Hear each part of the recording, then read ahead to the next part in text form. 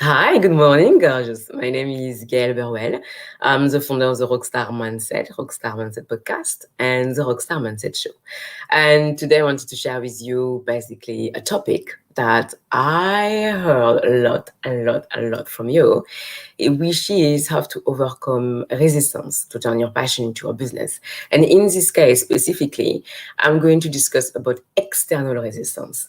So what does it mean? It means that when you going to commit to make this decision to turn your passion into a business, you're going to be confronted to something what I call external resistance.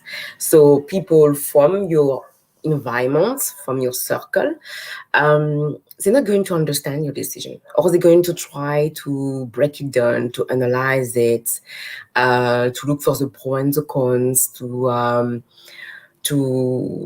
basically in a certain way to make you doubt about yourself and your decision.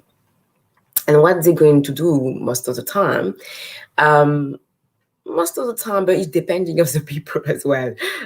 Some of them they're going to try emotional blackmailing or manipulation, or just basically to trigger, or to just little bit, just to point at your vulnerability or your weak points. It's happening.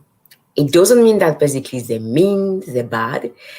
Some of them, most of the time, it's because maybe you're doing something for them for a while and they see that something is going to change for them and they don't like it, or because they're really protective and they want to be sure that you made the right decision. The problem is sometimes when you make this decision, we are in a position of vulnerability as well.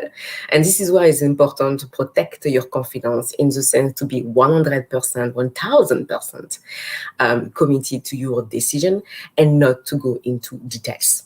You have to protect your confidence and you have to protect what you decided to do. So that's why when you speaking with these people, you have to really coming from a place of compassion and love with them, because your decision is going to trigger them, in the sense that possibly they want to do something like this or something slightly different. And when you say to them, I'm going to do it, it's just reflecting on them that they're not doing it for themselves. And this is hard. This is strong for them.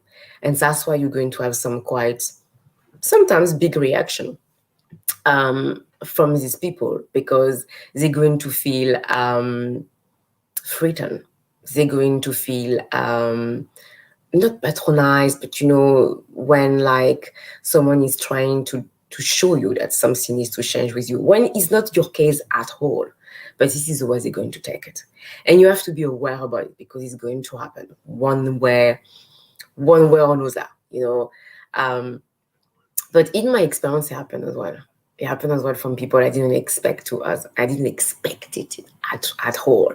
And I was quite shocked, to say the least. But the more basically you're coming to your decision, the more you start to get used to it. And I think it's good for you to be aware about it, because sometimes we do not have basically this strong confidence, and you may feel a little bit, vulnerable and not so at ease.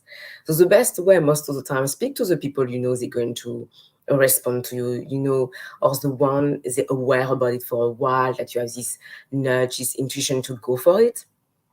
And they love you, they believe in you, and they encourage you. Go towards these people. This is the way to create your new circle of friends that they're going to understand where you're coming from and why you want to start this journey. But I would say once you're aware about it, you're really going to see what is happening. Is nothing is about you. It's just about them. And sometimes it's going to show you where it's time basically to be a people pleaser for some people in your environment, in your circle. The second step after is really to look at your internal resistance. And most of the time, this is what we focus on. But I think it's great, especially when you make this decision and you speak about it around you, that you're aware about this external resistance. But if you want some help in regard to your internal resistance, which can be quite strong at the beginning because it's something completely different and outside of your comfort zone, I invite you to book an escape call with me when we can discuss about it in more detail, see what's going on, see what we can do about it, and really go from a point A to a point B where you can really turn this passion into a business with ease and grace. But the key in for whichever resistance you're going to deal with is to come from a place of compassion and love. You are a human being, okay? You're not a finished product. You're a work in progress. Having these limiting belief, mind gremlins, resistance coming up again and again is part of the journey of life and journey to turn your passion into a business. So instead of trying to kill it, demolish it, um eliminate it in a way, I'm going to do it, this is done in a kind of masculine way, this is not the way at all. The best way is to step back, is to see what's going on, either to write about it, journal about it, um, and really coming from this place of love to remember that you are in a work in progress and you can overcome it.